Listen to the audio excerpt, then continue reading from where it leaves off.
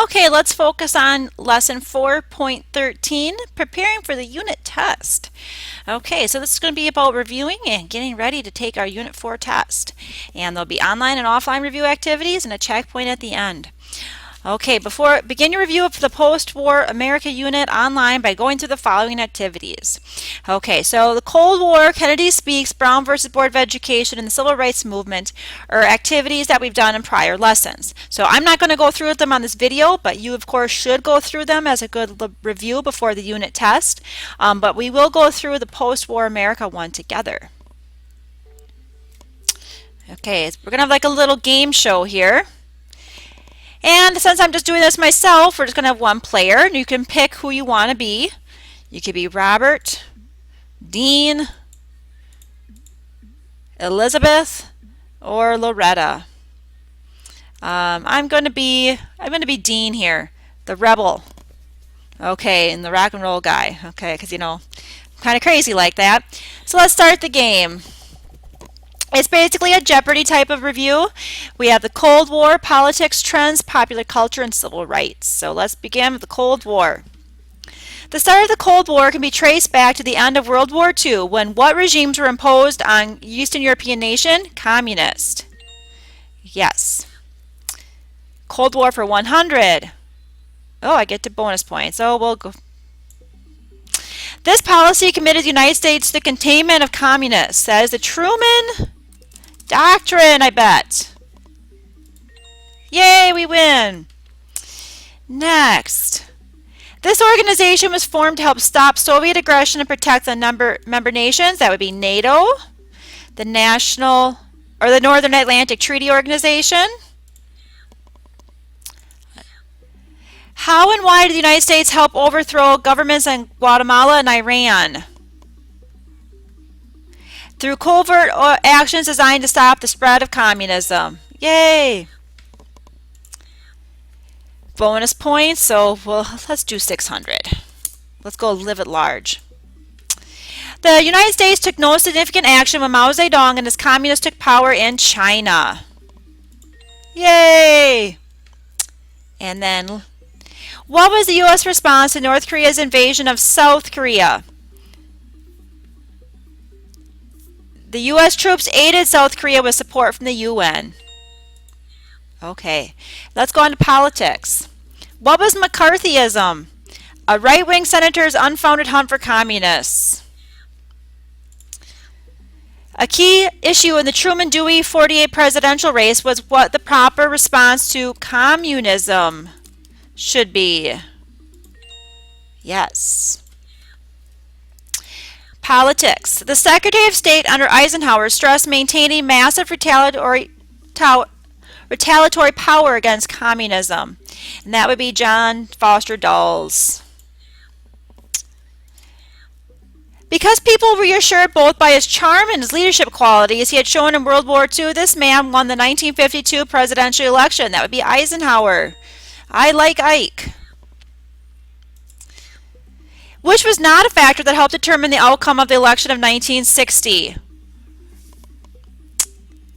The televised debates was a factor. His heroism in World War II was a factor. Nixon's experience as vice president probably was not so much a factor.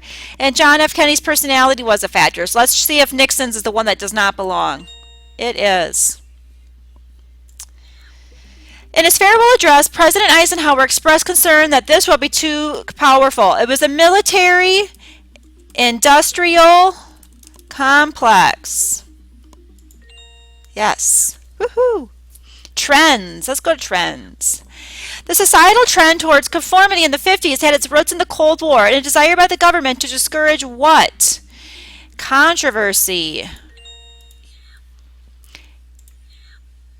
Oh, let's do it for 600 bonus points. I'm feeling lucky. Whoops, not 6,000. Which did not contribute to the economic boom the United States experienced after World War II? There was an increase in international trade, the GI Bill, the desire to spend and consume. So I'm going to say the spread of communism in East Europe. Yes, we won 600 points. Okay, trends. With World War II over and the economy growing, people were more prepared to raise children.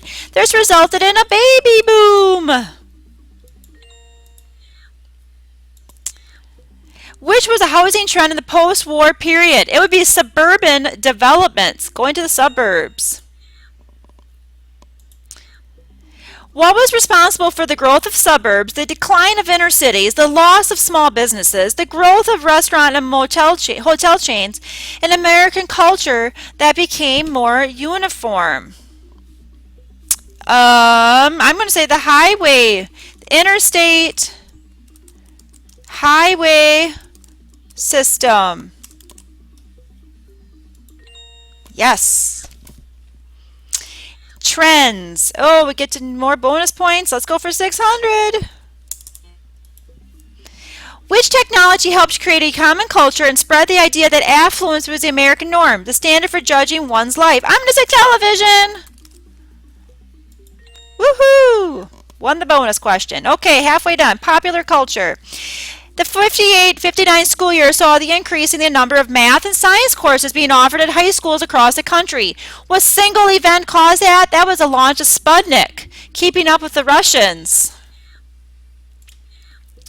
The 1950s, women were expected to marry and have children. Youth culture changed during the 50s from what to what? From silent to rebellious. What form of music made popular by Elvis was born in the 1950s? And that would be rock and roll. Oh, I spelled it wrong. It's whatever. It's still right. What invention resulted in electronic devices such as computers, televisions, and radios become smaller and more reliable? I believe that was transistors. Hopefully I spelled that correctly. See, I did not spell it. I put transistors, so it's correct. I just made it plural. Silly computer grading. Popular culture. One example of the resurgence of religion in the 50s was a decision by Congress to add what phrase under the words one nation in the Pledge of Allegiance? One nation under God. All right, civil rights, the last category. What event resulted in changes in expectations for many African Americans in the late 40s and early 50s? And I'm going to say World War II, the Double V campaign. Events in the March of 1965 in this city had a significant effect on the civil rights movement, especially with regard to voting rights for blacks. I'm going to say Selma. Selma, Alabama. The Civil Rights Act of 1964 provided for all the following except for, and it's going to be removal of poll taxes and literacy tests, because that's not going to deal with voting rights yet. The Voting Rights Acts will come next year. Civil rights activists use all the following techniques to demand civil rights except for boycotting stores, marching and demonstrating, bombing government buildings, bus rides, and alleged counter sit-ins. Well, they did not endorse violence, so bombing would be the one out. The Supreme Court case Brown v. Board of Education ended what doctrine that had been established by Plessy v. Ferguson half a century earlier? That was separate but equal.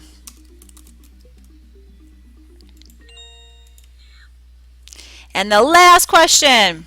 Which civil rights activist first gained national attention during the Montgomery bus boycott, was arrested in Birmingham during a protest march, and later delivered a stirring speech on the March of Washington?